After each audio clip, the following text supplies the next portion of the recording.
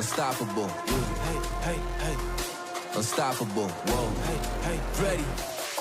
Yeah, I'm unstoppable. What separates me from everybody is the way I approach it, the mindset that I have going into the field each and every game. He is the best innovator of any quarterback in this class. If you ain't trying to change the franchise or the coaches, don't get me, because I did it year after year after year. The most underappreciated superstar I've seen come out of the collegiate ranks.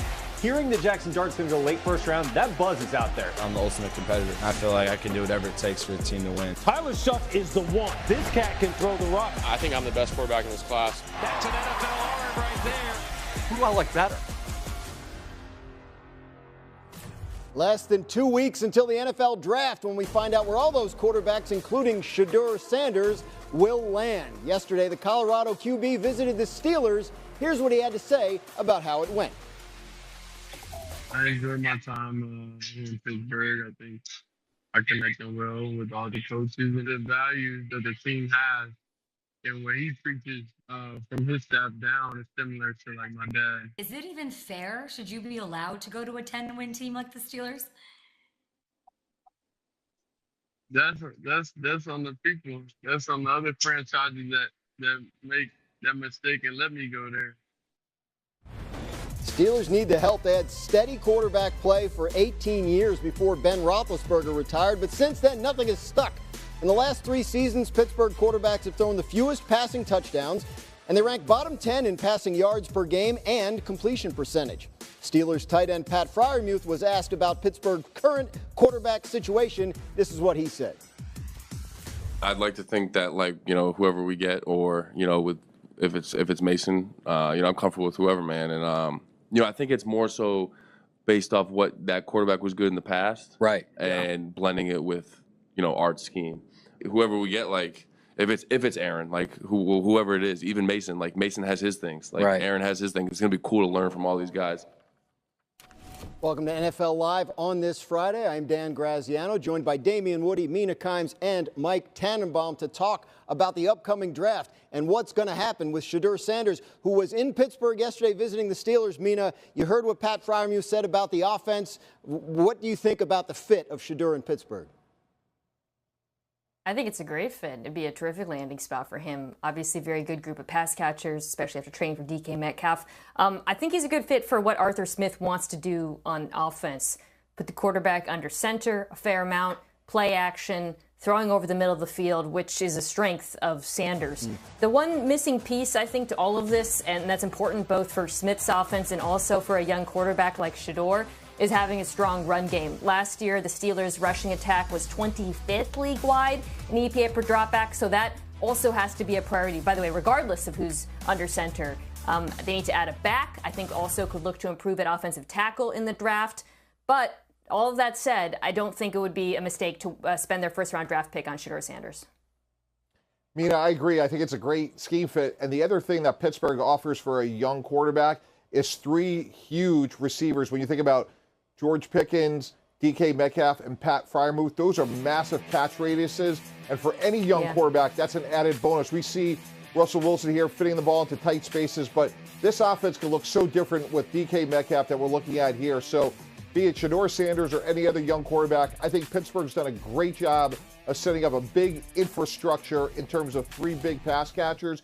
Now, of course, as you mentioned, they got to layer it with another running back, hopefully another offensive lineman. But, boy, this would be an ideal situation for Shedeur. Yeah, and listen, you guys have talked about the fit from personnel and schematics with the Pittsburgh Steelers, and I agree. I also want to jump into the fact that I think it's a great fit from the fact that you're talking about the Pittsburgh Steelers organization. A lot of these guys, especially quarterbacks that's getting drafted high, going into questionable situations from an organizational standpoint. And I think the Pittsburgh Steelers offer an infrastructure that will be good for a young quarterback like Shedeur Sanders. When you got Mike Tomlin, a Hall of Fame head coach, who will be able to offer that stability within the organization for a young quarterback, the possibility of Aaron Rodgers coming aboard may take pressure off Shedeur Sanders, possibly coming in and having to play early. I think that would be beneficial for a young quarterback like Shedeur Sanders. Mike T, you mentioned the DK Metcalf acquisition. That cost them their second-round pick, and that could affect their ability to move around in the draft if they need to go up and get somebody like Shedeur Sanders or another quarterback. You still like the fact that they were aggressive in the free agency period, even though they weren't set at the quarterback position?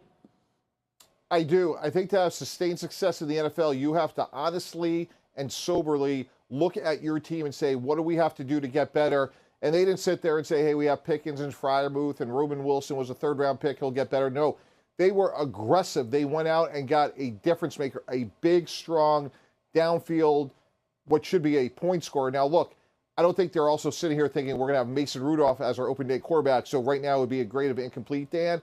But I give them credit because they went out and got a true difference maker, something they desperately needed. Absolutely. Now they just got to figure out who is going to be throwing him the ball. Staying in the AFC North, there was some news made in Cleveland today. The Browns have signed veteran quarterback Joe Flacco to a one-year, $4 million deal. A couple of years ago, Flacco played for the Browns, won Comeback Player of the Year, and led the team to the playoffs. Browns are excited about Flacco coming back. They tweeted out this picture earlier today. Do we have it? We have the picture the Browns tweeted out earlier today. It was Flacco on an airplane. But anyway, Browns are excited about Flacco coming back. You got to take my word for it. There it is. All right, live looking at the airport. Was not live. This picture is actually from 2023, but you can understand why the Browns would like it because that was a good year for them and for Flacco. Mike T, Flacco's 40, didn't play that great last year in Indianapolis. Do you think the Browns are done adding to the quarterback room with this move? Absolutely not. Look, there's been a lot of rumors, and when we start like matching things up, Kirk Cousins seems to be the obvious fit here, given his success with Kevin Stefanski in Minnesota. And look, they could certainly draft somebody. It seems very unlikely they're going to draft somebody at 2, but certainly they could come back up. So I think this is a great insurance policy, a lot more work to be done, and who knows what their depth chart will look like, by the time we get to Labor Day. Yeah, I agree with Mike. The Kirk Cousins trade, it seems like, could drag out for a while with Atlanta, so I certainly don't begrudge them adding some other quarterbacks to their room in the meantime, insurance, shall we call it. And as far as the draft goes, as it does seem increasingly likely they're going to go for either Travis Hunter or Abdul Carter with pick 2, I would really be intrigued if they were to add a quarterback like Tyler Shuck out of Louisville later in the draft. Because to me, he is one of the more pro-ready players. And I think for Cleveland, you do want a quarterback who's not a developmental prospect, someone who can come in, play immediately.